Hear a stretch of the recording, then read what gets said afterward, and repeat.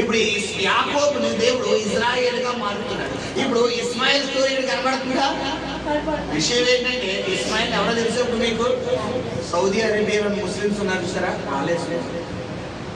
ఇప్పుడు ముస్లిమ్స్ కూడా ఎవరి చేత అనుకుంటున్నారు? మన వాళ్ళే. వాళ్ళు తండ్రి అయిన దేవుడిని ఆరాధిస్తారు, యెహోవా దేవుడిని. మనము తండ్రి, కుమార, పరిశుద్ధాత్మ. మనము యాకోబు ద్వారా 12 గోత్రాలు వచ్చినాయి నమ్ముతాం.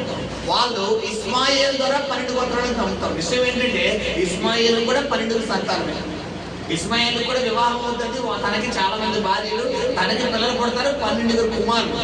ఇస్సాకు భార్యలు పుడతారు, ఇస్సాకు వివాహం అవుతుంది, యాకోబు వస్తాడు, యాకోబు 4 భార్యలు, రాహేలు, లేయా, అల్ఫా, జిల్పా 4 భార్యలు. ఈ 4 భార్యలకి 12 సంతానం పుడతారు. ఈ యాకోబు ఇశ్రాయేలుగా మార్చి దేవుడు ఇశ్రాయేల్ ప్రజలుగా చేస్తాడు. ఈ ఇస్మాయిల్ నేటి దినాన అరబిక్, సౌదీ అరేబియాలో ఉన్నటువంటి Dubai state original Israel, original Ismail. అర్థమైందా మీకు? సో ఇప్పుడు వారిని ఆ దుబాయ్ వంటి కంట్రీలో వారిని ఆశ్రయిస్తుంది కూడా ఎవరు? దేవుడే. ఇప్పుడు ఇజ్రాయెల్ దేశంలో వీరిని ఆశ్రయిస్తుంది ఎవరు? దేవుడే. హల్లెలూయా. విషయం ఏంటంటే ఫలించి అభివృద్ధి పొందింపు చేయడం ఎవరి చిత్తం? దేవుడి చిత్తం. హల్లెలూయా. గమనించండి, ఇదంతా దేవుడి స్కెచ్. అయితే గమనించండి, విషయం ఏంటంటే చెప్పి ముగించేస్తాను, శ్రద్ధగా ఆలోచించండి. సో ఇక్కడ ఈ యొక్క హాగరును అందరూ వదిలేటట్టు చేసింది ఎవరు? చెప్పాలి. అందరూ వదిలేట్టు చేసింది ఎవరు? ఆగరుకు అన్ని అగైనెస్ట్ చేసింది ఎవరు? చెప్పాలమ్మా. ఆగరుకి ఆగరు ఇన్వాల్వ్మెంట్ లేకుండా ఆగరిని వివాహం చేసుకొని చేసింది ఎవరు? ఆగరుకు వెంటనే పెళ్ళైన వెంటనే ప్రెగ్నెంట్ ఇచ్చింది ఎవరు? వెంటనే షారాయికి వెళ్ళి బయటకు తగిలించింది ఎవరు?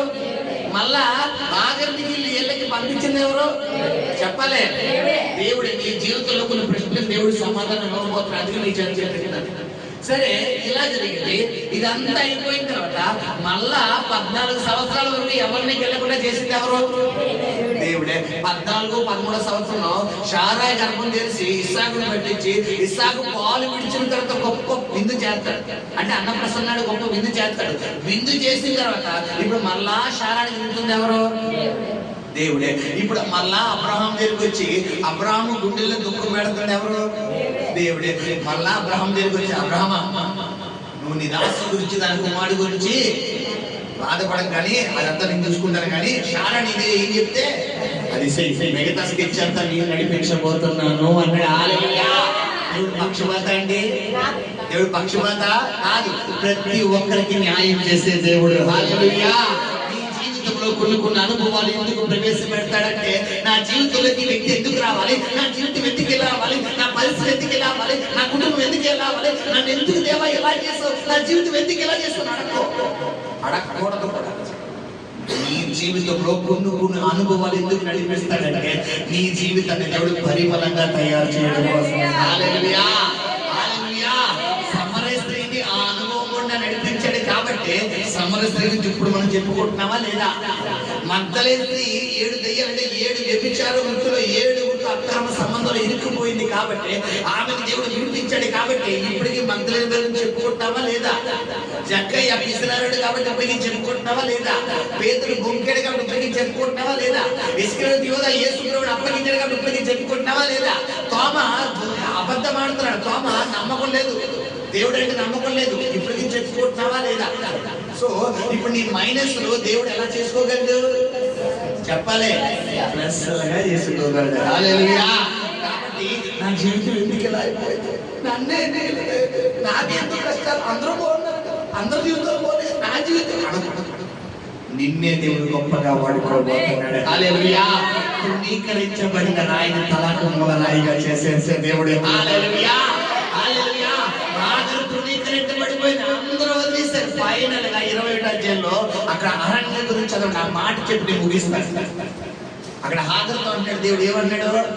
ఆగరు ఏం చేస్తుందంటే ఆ నీళ్ల పిత్తిని ఆ యొక్క గమనించండి ఆహారంలో ఆ నీళ్ల పుట్టిని తీసుకుని కాబట్టి తెల్లవారినప్పుడు అబ్రహాము లేచి ఆహారమును నీళ్ల పిత్తిని తీసుకుని ఆ పిల్లవాడితో కూడా అప్పగించి ఆమె భుజము మీద వాటిని పెట్టి ఆమెను పంపివేసెను. ఆమె వెళ్ళి బెయేర్షెబా అరణ్యములో. హల్లెలూయా. ఏమండి, ఇప్పుడు హాగరు పరిస్థితి ఎలా ఉందో నేను వివరిస్తాను, చూడండి. నా వంశ శ్రద్ధగా ఆలకించండి, ముగిస్తున్న 2 నిమిషాలు. ఇప్పుడు హాగరు నేనే అనుకున్నాను. హాగరు ఇప్పుడు ఎక్కడుంది? అరణ్యము అంటే సహాయం ఉంటుందా? అరణ్యం అంటే తోడు ఉంటుందా? అరణ్యం అంటే మంచి చెట్లు ఉంటాయా? అరణ్యం అంటే సహాయం ఉంటుందా? అరణ్యం అంటే ఆకలి అనగానే అన్నం పెట్టేవాళ్ళు ఉంటారా? అరణ్యం అనగానే దాహం అనగానే మంచిలు ఇచ్చేవాళ్ళు ఉంటారా? అరణ్యం అనగానే సెక్యూరిటీ కాపుదలు ఉంటుందా? ఏముండదు. ఇప్పుడు ఆగర్లో ఆగర్ ఎక్కడ అంటే నాకు సహాయం చేసేవారు ఎవరు? నన్ను ఆదుకునేవారు ఎవరు? నన్ను తోడుగా ఉండేవారు ఎవరు? నా జీవితం ఏంటి? నా పరిస్థితి ఏంటి? నేను ఎవరికి చెప్పుకోవాలి? దేవా, అసలు ఎందుకు నాకు వివాహం చేశావు? నాకెందుకు గర్భం ఇచ్చావు? నాకెందుకు ఈ కుమారుని ఇచ్చేందుకు? ఆ కుమారుడు చూడు, ఆయన ఇచ్చినంత దూరం ఆ కుమారుడు పడిపోయినాడు. వాడు తాగడానికి నీళ్లు లేవు, వాడు తాగడానికి నీళ్ళు, ఆ పిల్లలకు ఆహారం పెట్టుకోవడానికి అన్నం లేదు. నా పరిస్థితి చూస్తే నేను ఎవరికి చెప్పుకోవాలి? యెహోవా, ఎవరికి చెప్పుకోవాలి? నా పరిస్థితి ఏంటి? నా పరిస్థితి ఏంటి అని చెప్పి ఇప్పుడు ఆగర్కి ఏడుస్తుంటే దేవుడు మాట్లాడుతున్నాడు. హల్లెలూయా, హల్లెలూయా. తర్వాత చదువుకుందాం, మాట చదువుకుని ముగిద్దాం. తర్వాత చదువు. దేవుడు ఆ చిన్నవాని మొర వినెను. హల్లెలూయా. కన్నీరు కలుగుతుంది. హాగరా చిన్నవాడా?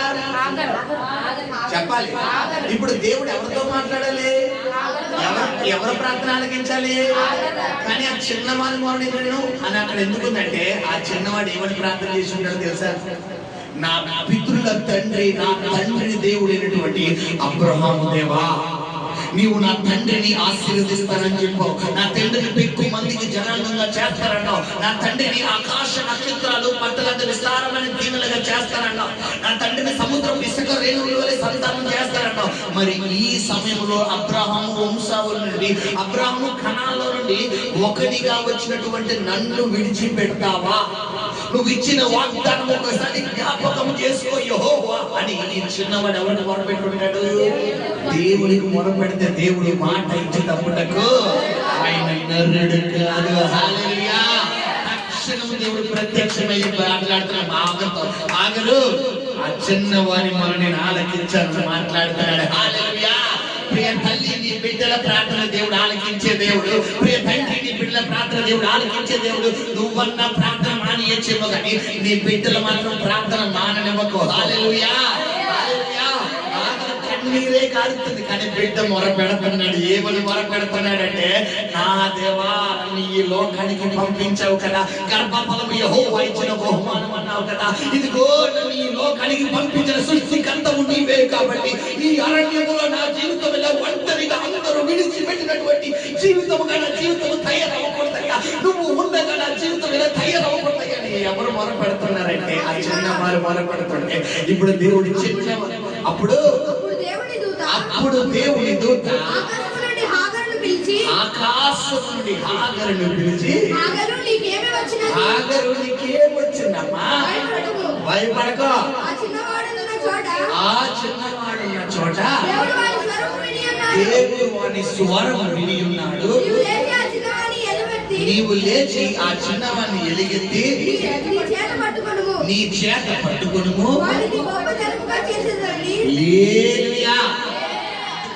హాగరు ఏడుపు భర్త వదిలేశాడా? పిల్లోడి భవిష్యత్తు కోసమా? చెప్పాలి.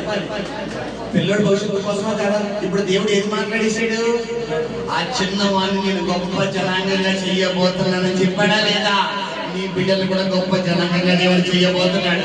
మనుషులందరూ వదిలేసేమో కానీ నీ దేవుడు వదలడు. నీ దేవుడు విడిచిపెట్టే దేవుడు కాదు. పిలిచిన దేవుడు నమ్మదగిన వాడు. ఆయన మాట ఇచ్చేటప్పుడు నరుడు కాదు. హల్లెలూయా. ఆయన అవునంటే అవును, కాదంటే కాదు. చేస్తానని చెప్పాడా? ఆశీర్వదిస్తానని చెప్పాడా? దీనిస్తానని చెప్పాడా? సముద్రిస్తానని చెప్పాడా? 6 100 అయినా 106 అయినా చేసి తీర్చే దేవుడు. హల్లెలూయా. ఆయన చేస్తానంటే చేసే తీరుతాడు. అయితే సమయం ఉండాలి. సమయం కరెక్ట్ గా దేవుడు ఆగరుతో మాట్లాడిన రీతిగానే మనం ఆ కింద వచ్చినాలు మనం చదువుకుంటే ఎన్నికలను చదువుకోండి, నేను సమయం ఎందుకు ముగిస్తున్నాను. ఆ కింద వచ్చినాలు మనం ఒకసారి పరిశోధిస్తే ఆగరుతో దేవుడు మాట్లాడినట్టుగానే ఇస్మాయిల్ ఆశీర్వదించినట్టుగా కనబడుతుంది. హల్లెలూయా, హల్లెలూయా. దీన్ని బట్టి నువ్వు చేయాల్సిన పరిస్థితి ఏంటంటే అరణ్యం. నీ జీవితంలో ఎటు సహాయం లేక, ఎవరో సపోర్ట్ లేక, నాకు సహాయం చేసేవారు ఎవరయ్యా, నాకు తోడుగా ఉండేవారు ఎవరయ్యా, నా పుట్టింటో లేరు, నా అత్తింటో లేరు, నా తల్లిదండ్రులు లేరు, నా తోబుట్టు లేరు, ఎవరు లేరు చేస్తయ్యా నువ్వు తప్ప నాకు ఒకవేళ అడిగితే ఈ రాత్రి కాలంలో దేవుని పరిశుద్ధాత్మ నీతోనే మాట్లాడుతున్నాడు. సహాయం యెహోవా యొద్ద నుండి రాబోతుంది, దేవుడి యొద్ద నుండి రాబోతుంది.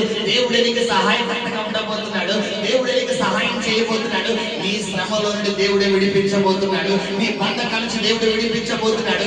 ఏదైతే నీ జీవితంలో లేదు, రాదు, అవుతున్నాడో అది చేసి తీర్చే దేవుడే నేను ప్రకటిస్తున్నటువంటి దేవుడు. హల్లెలూయా, హల్లెలూయా. ఈ కొద్ది మాటలు మన వెనుకలో దీవించి ఆశీర్వదించి నడిపించును గాక. ప్రార్థన చేసుకుందాం. పరిశుద్ధ